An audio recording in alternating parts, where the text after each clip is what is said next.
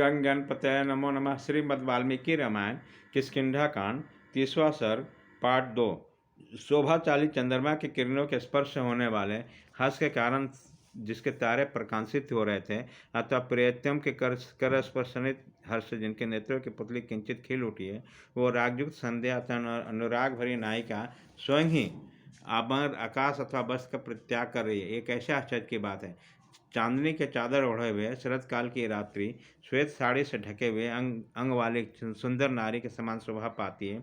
उदित हुई चंद्रमा उसका सौम्य मुख है और तारे उसके खुली हुए मनोहर आँखें। पके हुए धान को बाली को खाकर हर्ष से भरी हुई तीव्र वेग से चलने वाले सारसों की सुंदर पंक्ति वायुकंपित गुथी हुई पुष्पमालाओं की भांति आकाश मुड़ रही है। कुमुद के फूलों से भरा हुआ उस महान तालाब का जल जिसमें एक हंस सोया हुआ था, ऐसे जान पड़ता मानो रात के समय बादलों के आवरणों से रहित आकाश सब और छुटके हुए तारों से व्याप्त हुए पूर्ण चंद्रमा के समान शोभा पा रहा। सब और बिखरे हुए हंस की जिनकी फैली हुई करधनी है, जो खिले हुए कमलों और उत्पलों की माला धारण करती है, उस उत्तम बावड़ी को शोभा आज वस्त्राभूषण से विभूषित हो रही है, सुंदर वनिताओं के समान व्याप्त हो रही है। वेणु के स्वर के रूप में व्यक्त हुए बाद घोष से मिश्रित और प्रातःकाल की वायु से बुद्धि को प्राप्त हो सबर फैला हुआ दही मट्ठनी के बड़े बड़े भांडों और साढ़ों का शब्द मानो एक दूसरे का पूरक हो रहा।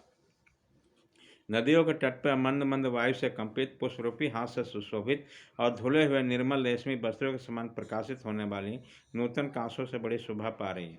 वनों में ढिठाई के साथ घूमने वाले तथा कमल और आसन के प्राग से गौरमण को प्राप्त हुए मतवाले भ्रमर, जो पुष्पों के मकरंद का पान करने में बड़े चतुर थे, अपनी प्रियाओं के साथ हर्ष में भरकर वनों में गंध के लोभ से वायु के पीछे पीछे जा रहे हैं। जल स्वच्छ हो गया, धान की खेती पक गई, वायु मंद गति से चलने लगे और चंद्रमा अत्यंत निर्मल दिखाई देने लगा। ये सब लक्षण उस शरत काल के आगमन की सूचना है, जिससे वर्षा की समाप्ति होती है।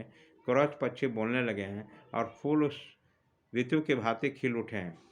रात को प्रीतम को वियोग में आने वाले प्रातःकाल अल्साई गति से चलने वाले इस कामनियों के भांति नदी स्वरूपा बधुओं की गति भी आज मंद हो गई है, जो मछलियों के मेखला से धारण किए हुए।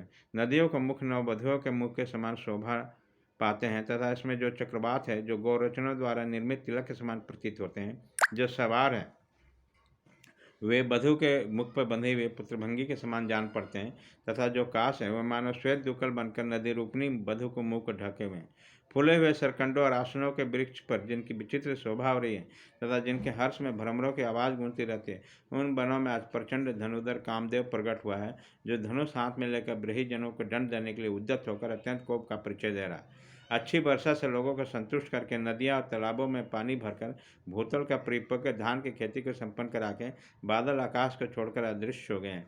शरद ऋतु की नदियाँ धीरे धीरे जल से हटने के कारण अपने नग्न तटों को दिखा रही है, ठीक उसी तरह जैसे प्रथम समागमन के समय लजीली ज्योतियाँ शनि शनि अपने जगन स्थान को विशेष विवश कर देती है। सौम्य सभी जलाशयों के जल स्वच्छ हो गए हैं, वहाँ के क्रुद्ध पक्षियों के कलनाद गूंज रहे हैं और चक्रवातों के समुदाय चारों ओर बिखरे में। इसी प्रकार उन जलाशयों की बड़ी शोभा पा रहे हैं। सौम्य राजकुमार जिनमें परस्पर बैर बना हो तथा जो एक दूसरे के जीतने की इच्छा रखते हों, उन भूमिपालों के लिए युद्ध के निमित्त उद्यत करने का समय उपस्थित हुआ। नरेश मुंदन राजाओं के विजय यात्रा के प्रथम अवसर हैं, किंतु न तो मैं यह सुग्रीव को उपस्थित देखता हूँ, न उसका कोई उद्योग ही दृष्टिगोचर होता है। पर्वत के शिखरों पर संत क्षितिमन कोविददार बंधु जीव श्याम तमाल खिले दिखाई देते हैं।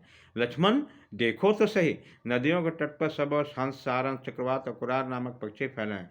मैं सीता को न देखने के कारण शोक में संतप्त हो रहा हूँ, अतः यह वर्षा 4 महीने मेरे लिए 100 वर्षों के समान बीते हैं। जैसे चकुई अपने स्वामी का अनुसरण करती है, उसी प्रकार कल्याणी सीता इस भयंकर और दुर्गम दंडकारण को दान समझकर मेरे पीछे यहाँ तक चली आई थी। लक्ष्मण, मैं अपने प्रीतम से बिछड़ा हुआ हूँ, मेरा राज्य छीन लिया गया है, मैं देश से निकाल दिया गया हूँ। इस अवस्था में राजा सुग्रीव मुझ पर कृपा नहीं कर रहा है। सौम्य लक्ष्मण, मैं अनाथ हूँ, राज से भ्रष्ट हो गया। रावण ने मेरा तिरस्कार किया है, मैं दीन हूँ, मेरा घर यहाँ से बहुत दूर है। मैं कामना लेकर यहाँ आया था तथा सुग्रीव यह भी समझता कि राम मेरी शरण में आए हैं। उन्हीं सब कारणों से बानरों का राजा दुरात्मा सुग्रीव मेरा तिरस्कार कर रहा है, किंतु उसे पता नहीं कि मैं सदा शत्रुओं को संताप देने में समर्थ हूँ। उन्होंने सीता का खोज के समय निश्चित कर दिया था, किंतु उसका तो अब काम निकल गया, इसलिए दुर्बुद्धि बानर प्रतिज्ञा करके भी उसका कुछ ख्याल नहीं रहा। अतः लक्ष्मण, तुम मेरी आज्ञा से किष्किंधापुरी में जाओ और विषय भोग में फंसे हुए मूर्ख वानर राज सुग्रीव से इस प्रकार कहो, जो बल पराक्रम से संपन्न तथा पहले से उपकार करने वाले कार्यों को पुरुष को प्रतिज्ञापूर्वक आज्ञा देकर पीछे से तोड़ देता है, वह संसार के सब पुरुषों में नीच है। जो अपने मुख से प्रतिज्ञा के रूप में निकले हुए भले या बुरे सब तरह के वचनों का अवश्य पालनीय समझकर सत्य की रक्षा के उद्देश्य से उसका पालन करता है, वह वीर समस्त पुरुषों में श्रेष्ठ माना जाता है।